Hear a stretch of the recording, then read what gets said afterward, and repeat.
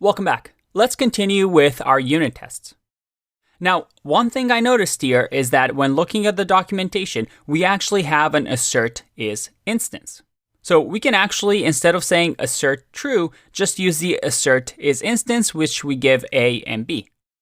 Again, all these assert methods, there's no right one. You can use whichever one you want as a tool to improve your code. So in my case, let's just change this to assert is instance and fix this like this. So just a little cleaner. Let's see if this works. All right, everything is still good. Okay, let's try and break our code again. So everything is looking good, but what if we do something different? What if we do, let's say, add another test, and we'll say test do stuff 2. Usually you want to name these functions a lot better so they're more descriptive. But in our case, this is fine just so we can see how they work. This time around, let's do test param is going to equal, how about a none type. So now if I run this, let's run this code again. And by the way, you might notice here how I'm copying code in a test. And you might think, well, can we just make this simpler and not repeat ourselves? And you can totally do that and make things a lot easier. But when it comes to tests, because they don't go into production, and this is just for development purposes, you really want to have tests that are easy to read so that other people understand your tests. Because when it comes to testing, readability is really, really important. We don't care as much about not repeating ourselves and making our code efficient, nice and small. So I like writing tests that are really descriptive, really obvious. All right, in here, let's say self.assert equal, and what should this be? Well, in this case, I'm expecting a value error. So let's do this. I expect that the result will be a value error. I'm going to save and run my test. All right, I get an error. It says this is a type error. Int argument must be a string. And I'm giving it a non-type. All right, so this isn't handling it properly because it just doesn't work with the int. We get a type error. So how can we fix this? How can we adjust it in case we get a non-type in the parameter? Well, first off, let's give it a default parameter. Let's say the default parameter is 0. If I run this again, I still get the error. Okay, so we still haven't fixed it. The argument must be a string, a byte-like object or a number, not non-type. Okay, so we're still not checking for the non-type. So another thing we can do is say if number, so we're checking if we have the number value.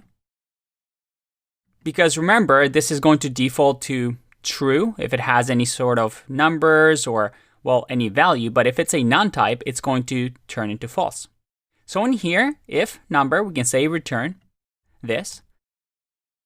Else, otherwise, we'll return please enter number. So I'm going to save this and now change this because now we should expect please enter number into my test. And I'm going to say assert equal that result is going to be please enter number. If I now run my test, let's clear this. Looks like I'm getting ran 2 tests in 0 seconds, but we have 3 tests, and that's because you see here that I named mine the same. Remember, if you name the thing the same, well, it's only going to run one of them. So make sure that all the test names are unique. So I'm going to run this. All right, ran 3 tests and everything is working fine. Very, very cool. So you can see here how we went from a very simple function and we started catching these errors and started realizing how our function was too simplistic, that if we received a wrong input, like a string or a non-type? Well, as soon as we did that, our function failed. So by using tests and as testing and breaking things, I was able to improve this function so it's more durable, so that now it works a lot better in production, right? And this is the power of tests. It allows us to check for any mistakes that we may have made, because maybe we wouldn't have thought of doing something like this initially. But by writing tests alongside our code, we were able to improve the function. Now, one last thing I want to add.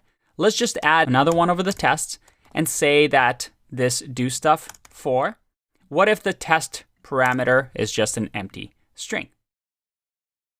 We should get please enter a number. So if I ran this, all right, 4 tests are passing.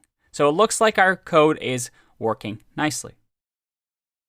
Now, to finish off here, I want to just point out a few things. I'm calling here unittest.main, but this has nothing to do with the actual file that we wrote, which is the main file. If, let's say, I rename this, so let's go to my desktop and say I want to change this to script.py. Let's now open this, in my case with Sublime Text. Let's go back here. So you see here that main.py is, well, doesn't exist anymore. It's asking me to save. So this is a completely different file now. If I do script here and simply change all the instances to script, if I save this and now run, this still works. Unittest.main simply says, hey, just run all the tests over here. Now, one thing, and this is a common practice that we've talked about before, is because you want to say, run this file if this is the main file being run, because we don't really want to import test main or anything like this into other files. These are individual files that should only be run when we run our tests. So I can just say if __ name equals __ main, then run this piece of code. So now if I save this and run, there you go. Everything is still working, but now I make sure that this is a test file and I'm only going to run this code if it's the file that's being run, if it's the main file being run. So this is a standard way that you would have your unit test done with the unit test module. Let's take a break and talk a little bit more about tests in the next video.